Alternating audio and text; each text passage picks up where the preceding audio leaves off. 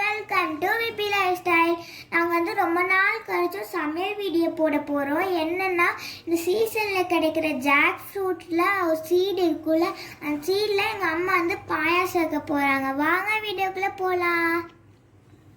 அதை எப்படி வைக்கணும் அப்படின்னா, இந்த மாதிரி பலாக்கொட்டையை வந்து கொட்டை மூழ்கிற அளவுக்கு தண்ணி ஊற்றி குக்கரில் வச்சு ஒரு 6 விசில் விட்டு ஆஃப் பண்ணிக்கோங்க. அது நல்லா மசிஞ்சிடணும், அந்த அளவுக்கு வந்து அது நல்லா வெந்துடணும். இப்போ அந்த அளவுக்கு வெந்துருச்சு. இப்போ பாருங்கள், உங்களுக்கே நல்லா தெரியும், அந்த தோலெல்லாம் வெடிச்சிருக்கும். வெந்ததுக்கப்புறம் பார்த்திங்கன்னா இப்படி தான் இருக்கும். இப்போ இந்த தண்ணியை ஃபில்டர் பண்ணிவிட்டு இந்த கொட்டையை வந்து நல்லா பேஸ்ட் மாதிரி அரைச்சி எடுத்துக்கலாம்.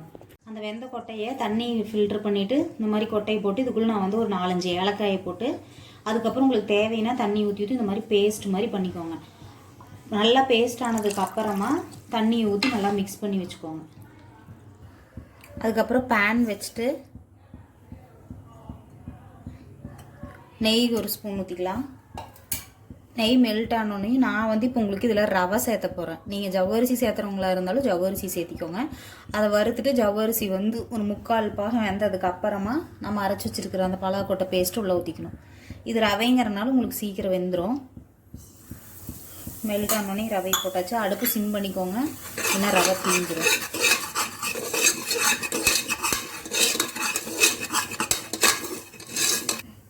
ரவையை ஒரு 2 நிமிஷம் அந்த நெய்யில் வறுத்தோன்னையும் தண்ணி ஊற்றிக்கோங்க. நான் இது அளவு வந்து இப்போ ஒரு டம்ளர் ரவை எடுத்ததுக்கு 4 டம்ளர் தண்ணி அளவு ஊற்றிருக்கிறேன். தண்ணி ஊற்றினோன்னையும் நல்லா மிக்ஸ் பண்ணி விட்ருங்க. தண்ணி கொதிக்கிற வரைக்கும் வெயிட் பண்ணலாம். இப்போ ரவை கொதிக்கிறதுக்குள்ளே இன்னொரு பாத்திரத்தில் வந்து உங்களுக்கு ஸ்வீட்டுக்கு தேவையான அளவு வந்து நான் வெல்லம் எடுத்துருக்குறேன். நீங்கள் வெல்லமுக்கு பதிலாக கரும்பு சக்கரை எடுக்கிறனால எடுத்துக்கலாம், கருப்பட்டி எடுக்கிறனால எடுத்துக்கலாம், அல்லது ஒயிட் சுகர் யூஸ் பண்ணுறவங்களா இருந்தால் இந்த ப்ராசஸ் தேவையில்லை. இப்போ நான் வந்து வெல்லம் எடுக்கிறதுனால இதை வந்து இப்போ மெல்ட் பண்ணிக்க போகிறோம். ஏன் அப்படின்னா இதில் சில குப்பை அந்த மாதிரிலாம் இருக்குது அப்படின்னா அதையெல்லாம் ஃபில்டர் பண்ணி எடுத்துக்கிறதுக்காக ஜஸ்ட் இதை வந்து உங்களுக்கு மெல்ட் ஆகிற வரைக்கும் மட்டும் லைட்டாக ஒரு 1/2 டம்ளர் மட்டும் தண்ணி ஊற்றி வெல்லத்தை போட்டு வச்சுருக்குறோம். பாருங்கள், இதில் வந்து உங்களுக்கு தெரியுதான்னு தெரியல, அங்கங்கே லைட்டாக இப்படி பபிள்ஸ் வர டைமில் இப்படி ஊற்றி பார்த்தீங்க அப்படின்னாவே தெரியும் ரவை வந்து ஒரு 1/2 வேக்காடு வந்தது நமக்கு தெரியும். இந்த ஸ்டேஜில் வந்து பலாக்கொட்டையை நம்ம அரைச்சி வச்சுருக்கிற பேஸ்ட் எடுத்து உள்ள ஊற்றிக்கலாம்.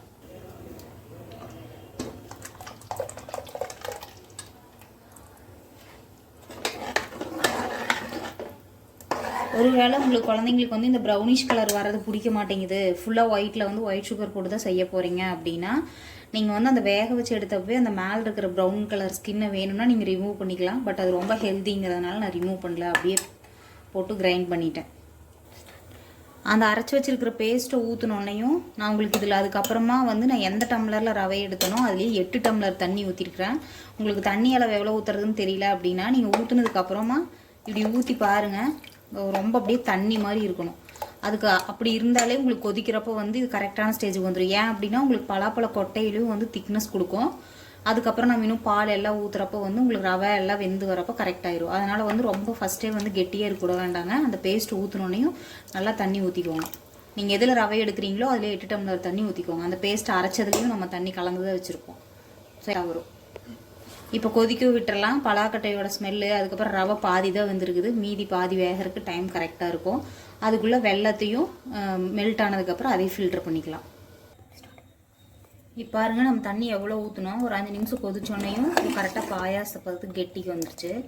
இந்த ஸ்டேஜில் நம்ம வந்து மெல்ட் பண்ணி வச்ச வெல்லத்தை வந்து உள்ளே வடிகட்டிக்கு போகிறோம்.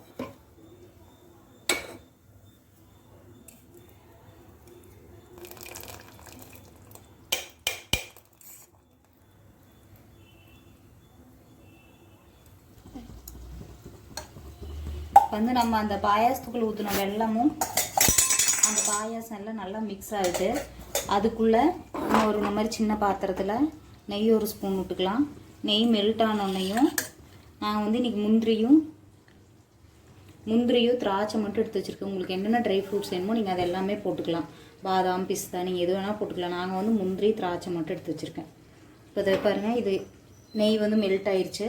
மெல்ட் ஆனோன்னையும் எப்போவுமே வந்து முந்திரியும் திராட்சையும் ஒரே டைமில் போடாதீங்க. ஏன்னா திராட்சை வந்து சீக்கிரமாக உப்பி வந்துடும், ஆனால் முந்திரி வந்து வறுபடாது. அதனால் ஃபஸ்ட்டு வந்து முந்திரி போட்டுடலாம்.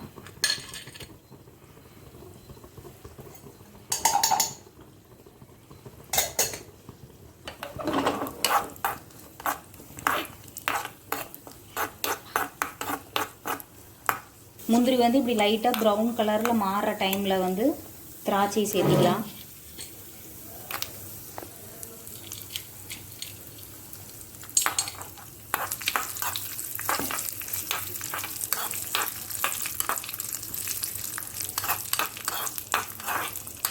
பாருங்கள், இப்படி திராட்சை வந்து பாலாக உப்பி வந்தோடனே ஆஃப் பண்ணிக்கலாம். இப்போ இதை வச்சிடலாம். இப்போ அங்கே பாருங்கள், இந்த பாயாசம் கரெக்டாக கொதிச்சிருச்சு. அதுக்குள்ளே இப்போ பாருங்கள் எல்லாம் மிக்ஸ் ஆகி வந்துருச்சு. இந்த ஸ்டேஜில் நாங்கள் வந்து இன்றைக்கி பசும்பால் ஆட் பண்ணிக்கிறோம். தேவையான அளவு உங்களோட தேவைக்கு ஏற்ப நீங்கள் ஆட் பண்ணிக்கலாம். பசும்பால் வேண்டாம் அப்படிங்கிறவங்க நீங்கள் தேங்காய் பால் எடுத்துவும் சேர்த்திக்கலாம். ரெண்டுமே டேஸ்ட் நல்லா தான் இருக்கும். நான் வந்து பசும்பால் சேர்த்து போகிறேன். நம்மளோட அளவுக்கு தேவையான அளவு ஊற்றிக்க வேண்டியதான். இப்போ பால் ஊற்றியும் மிக்ஸ் பண்ணியாச்சு. இதுக்கப்புறமா முந்திரி திராட்சை போட்டுக்கலாம். நீங்கள் வந்து இந்த பால் ஊற்றி மிக்ஸ் பண்ணதுக்கப்புறமா சுகர் டேஸ்ட் பார்த்துட்டு பத்தலினா கூட நீங்கள் ப்ரௌன் சுகர், நீங்கள் என்ன சுகர் போட்டிங்களோ அதை போட்டுக்கலாம். எங்களுக்கு வந்து இனிப்பு கரெக்டாக மிக்ஸ் பண்ணோன்னையும் முந்திரி திராட்சை உள்ளே போட்டாச்சு. அவ்வளோதான், அடுப்பு ஆஃப் பண்ணிடலாம்.